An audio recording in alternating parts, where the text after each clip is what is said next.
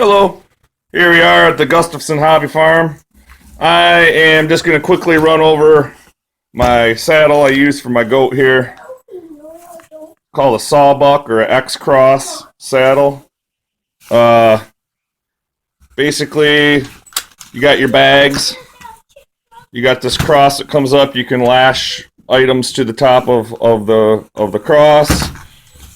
These bags come off.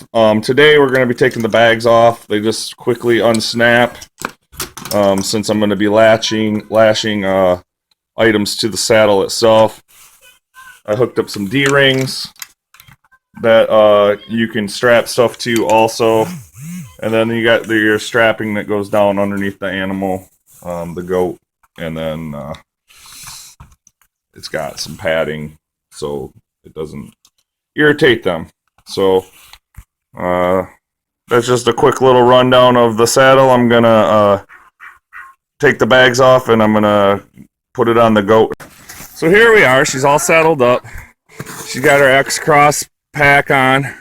It comes down underneath her rib cage here, around the front, so that it doesn't slide backwards when you're going downhill, and around the rear end, so it doesn't slide forward when she's going. So when she's going, she's got a harness on for her to lead her. Typically, I don't have to have her tethered. She'll stay right next to me. She is a 3-year-old La Mancha, and she's about 90 pounds. Typically, they can carry about... At 3 years old, she probably could carry around 40 to 50 pounds. And as you can see, she's ready to go. Actually, she's pretty used to this routine. So once she gets saddled up, she's in work mode. So she's ready to go at this point. So we're walking. She's just gonna follow behind me. Typically, like I said, she's not tethered. But in order to do the video, I want to have her tethered so that I can keep her close by so you guys can see exactly what I'm talking about. Now we're coming up to a turn here. We're going to go paw. She's going to turn to the right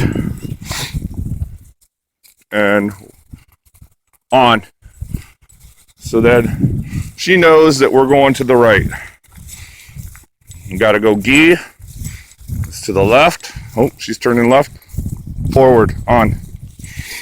So you got gee and haw. That's left and right. You got on, which is forward. Now, if I want her to run, just like a horse, you say giddy up. She starts running. Say whoa.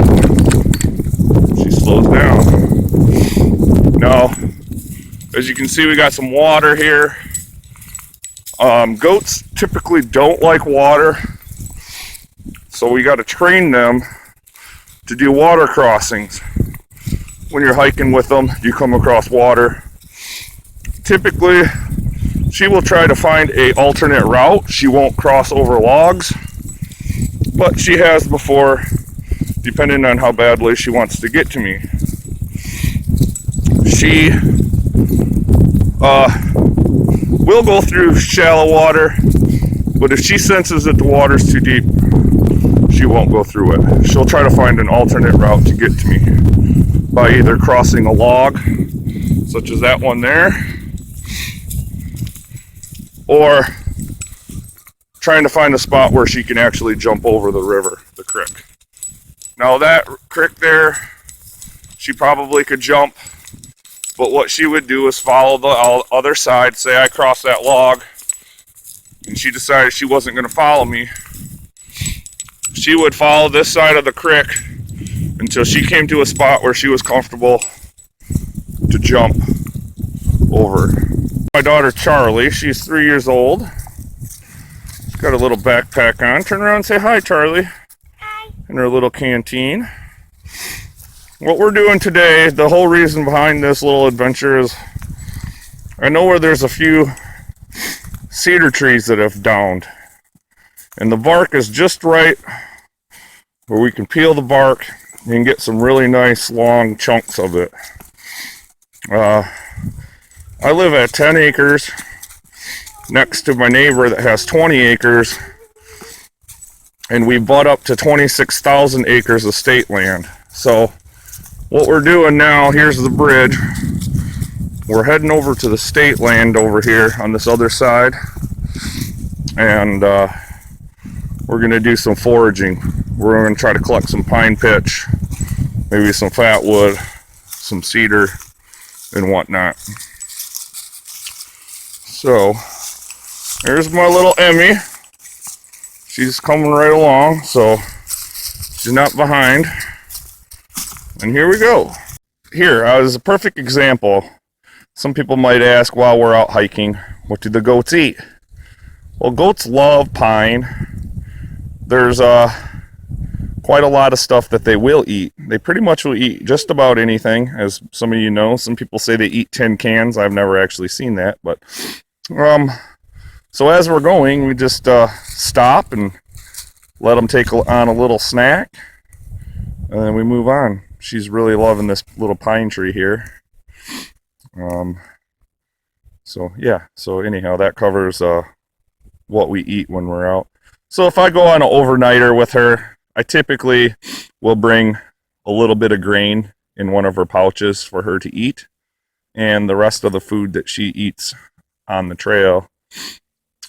So I don't have to bring a bale of hay or half a bale of hay, a quarter bale of hay. She'll just graze as we go. So anyhow, we're gonna get going.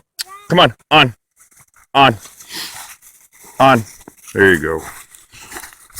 In here, I've come across the tree that's just littered with these little funguses. What I'm gonna do is I'm gonna peel off a bunch of them. I'm gonna dry them out. Maybe attempt to do some charring on them, and they will actually work pretty good as some tinder. So we're just here gathering a little bit. I also found a deadfall of some birch bark, so we're going to gather some of that. And Charlie's got her pack. Her pack's fairly empty, so some of this light stuff Charlie's going to carry out. I also have a tinder bag. Some of the larger stuff I'm going to actually show you guys here how I strap it down to that frame there. So here we are gathering some fungus, and collected a nice little pile of birch bark here. All right. As we're walking here, there's quite a lot of dead cedar here on the trail that the DNR have cleared out. So this has already been pre-cut, but it's a nice long chunk here. I want about 2 feet of it.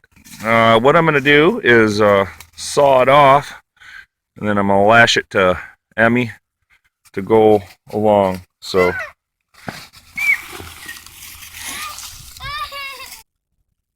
alright, got a brand new blade here on my Silky Pocket Boy. I love these saws.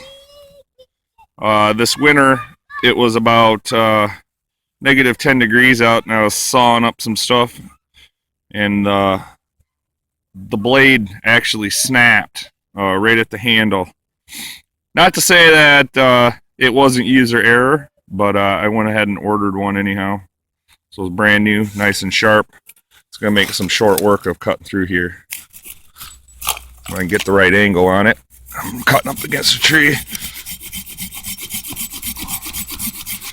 Oh yeah, there's some good red inside of this. That's what I'm looking for. You can get some little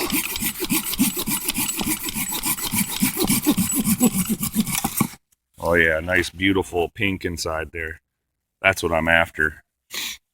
Alright, so I'm going to trim this log up, strap it to the top of the goat, take a couple photos. Show you guys what I was going for with this cedar log before I strap it on. I trimmed all the little branches off. Got about a 2-foot chunk here. But man, look at those beautiful pinks and purples in there. That's good stuff there. Smells wonderful. It's definitely why I'm out here doing what I'm doing. I got some projects I want to start, and there's tons of material just laying on the ground. So out here gathering some deadfalls, some tinder, and as you can see, the goat's just over there chilling. And my daughter's over here playing in the creek. Hopefully she don't fall in. And we're having some good times. So all right, I'm gonna strap this on the goat, and we're gonna be off to gather our next stop here. Flashing there, using some military strapping. Got the log strapped on there. Now, if I gather more wood, I can lay them horizontal on the frame. But for now, that's where I'm gonna go. Also, just to mention, when I take her out camping, where that log's resting is where my tent actually will ride. I got a pretty nice size tent. I think it's 9x7 dome that I like to use in the summer months. So that's where it rides, along with my sleeping bag and the saddles, some water, etc. Out of the woods here that I like to come. They got a lot of twisted vines crawling and creeping up through everywhere. As you can see, some pretty cool twisted vines going around everything. But a while ago, I saw a video, or a photo rather, that Rob Montgomery had posted. He had found some trees that looked like this, and he was questioning what these, what made these knots. Well, I'm here in this little chunk of the forest, and I'm not quite sure myself what kind of trees they are. But as you can see, every tree has it. I mean, littered with them. I like to come here and look for deadfall, because what happens is those kind of already give you a little natural spot for carving to make cups, bowls, spoons, whatnot. I mean, we're in a spot of the forest here. I don't know what happened to these trees, but I mean, every single one of them here has this. So I'm just gonna search around. Oh, right there's a deadfall. I'm gonna search around, get out my axe, cut me a nice 2-foot chunk out of that, and catch up with you guys in a second here. Nice little, 12 and a half inch chunk of that tree. It has like a rosy fragrance. As you can see, that the outer shell is started to rot, but I figured this would make a good spoon. The inside is still very hard. I think there's some good wood still in there. So I'm just gonna gather this and take this along with us, and try to make some kind of spoon out of it. So I'm gonna lash this to the goat, and we'll be on our way. All right, well, as I was cutting that, Emmy decided that she's gonna lay down, take a little rest. Charlie here, she's found herself a nice little stick that she's hitting on trees and doing some crazy stuff with.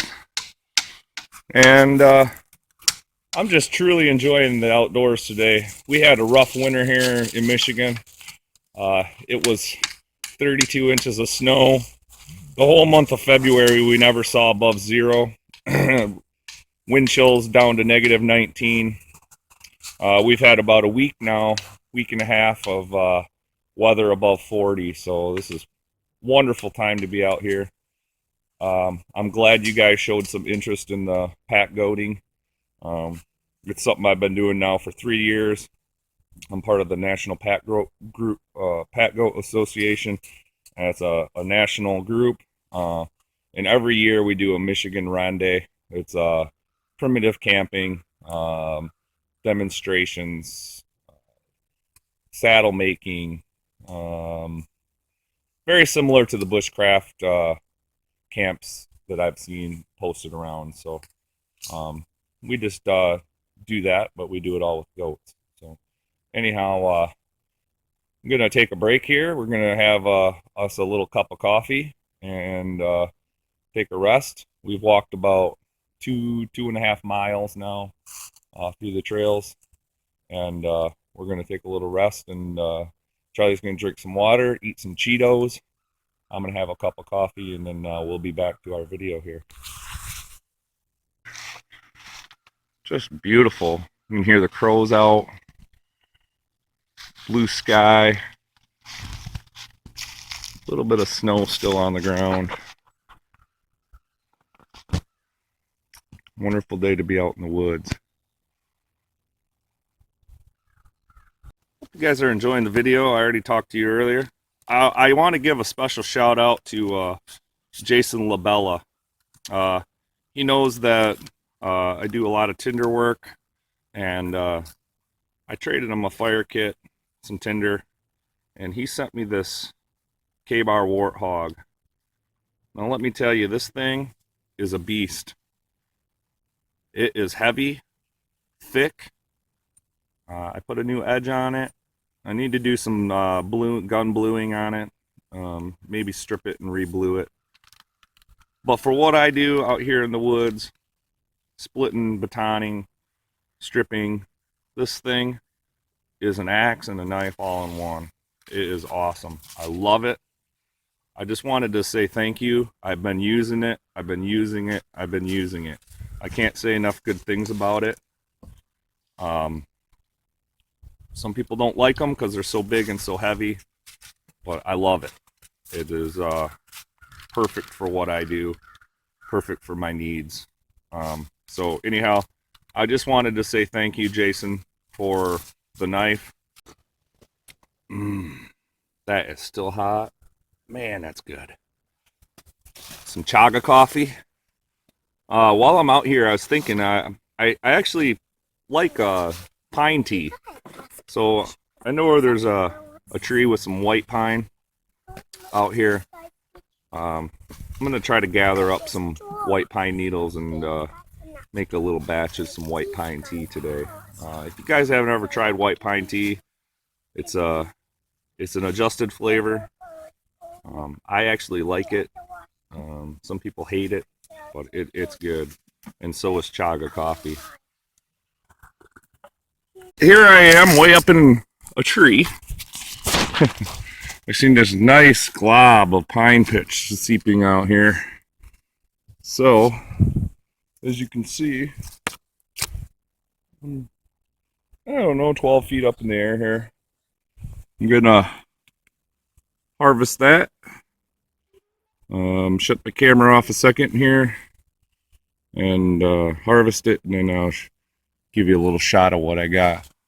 This tree is full of it. There's a big glob there. I stop at the, what kind of pine tree do we have here? Looks like a white pine. In Michigan, we don't have the heat that you guys all do down south, so the fatwood here is a tad bit different than southern fatwood.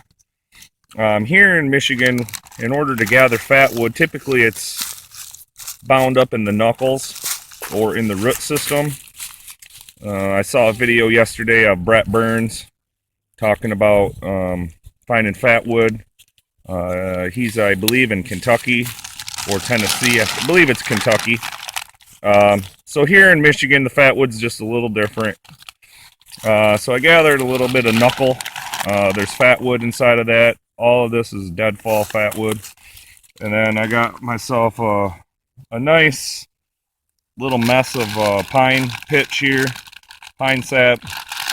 And what I'll do is I'll boil it down and strain it, and then I'll use it for waterproofing, glue, whatnot. So anyhow, that's my stop here, gathering on the white pine. Here we are, the cedar trees that have been cleared out of the trailway. They've been laying here, I'd say about a year. I'd say there's a good, I don't know, 40 feet of usable cedar bark here. So what I'm going to do, I'm going to take my K-Bar Warthog, and I am going to skin off whatever usable bark I got, and then I'm going to strap that onto Emmy that's so far only been working very lightly with what she has on her load. So I want to show you what I did. This is a demonstration. So these logs are a little on the wet side. They've been here a while. I just take my knife, slice it down the bark all the way down to the end, shove my knife up underneath the bark, pop it open like that, and it peels right off like this.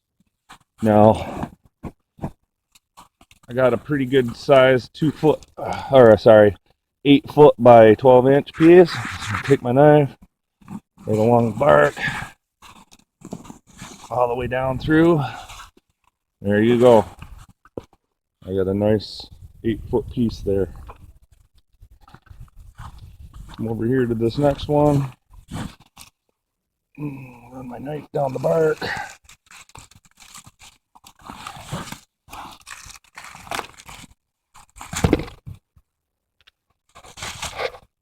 Up here. Find where my slit is.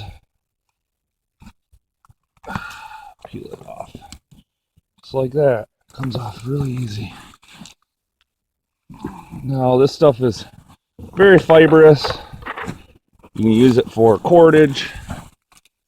You can dry it out and use it to burn. Makes pretty good bird's nest. And whatnot. So, all right. So I got it gathered here. I'm gonna try to bundle it up so I can get it onto the pack and strap her down. Show you what it's up. She's all packed up here. She's getting a little crazy because she's tied down, but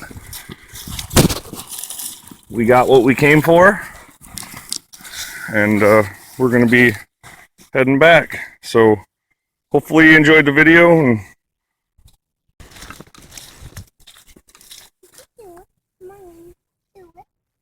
back at the farm, first thing she did, come to get some water. That was one thing that I did not stop today. She didn't really want to drink out of any puddles or whatever. Normally she'll stop and drink out of some puddles, but pretty nice little walk. We had, I figure, roughly around 7 miles round trip. And my 3-year-old was a champ in all that. Brought some snacks and some drinks and some coffee and had a great time. So anyhow, Emmy wants to say thank you. Don't you, Ems? Come on. Say thank you. All right. Thank you guys for watching. I'm Chris Gustafson Hobby Farm, Michigan Wildfire. Appreciate you guys watching, and hopefully you found my video informational. Hopefully I can make a few more. Got a trip coming up here pretty soon. I'm gonna take my goat Emmy. We're gonna go on a 2-nighter, I believe. We're gonna do a 2-nighter out in the forest, and soon enough it'll be spring here, and I'll have some more videos for you. Just to show what I got here today, I got a beautiful piece of cedar with some pinks and purples. I got me a piece of wood that I'm going to use to make a spoon, as long as I just notice that crack isn't too deep, but work with it. I got some white pine for making some tea. Found some fat wood. I got some fungus that I'm going to char out, some pine pitch, some birch bark, and some really long 8-foot nice pieces of cedar bark that I'm going to lay up here on the deck, and hopefully I can dry them out. It's best if you're going to make cordage out of it to do it when it's slightly wet. It gives it a little more pliability, and then you can let it dry out that way. Make some really nice stuff out of the cordage here. So anyhow, I hope you guys enjoyed my video. Charlie, say thank you. Thank you. All right, cutie girl. All right, Chris Gustafson out. Thank you for watching.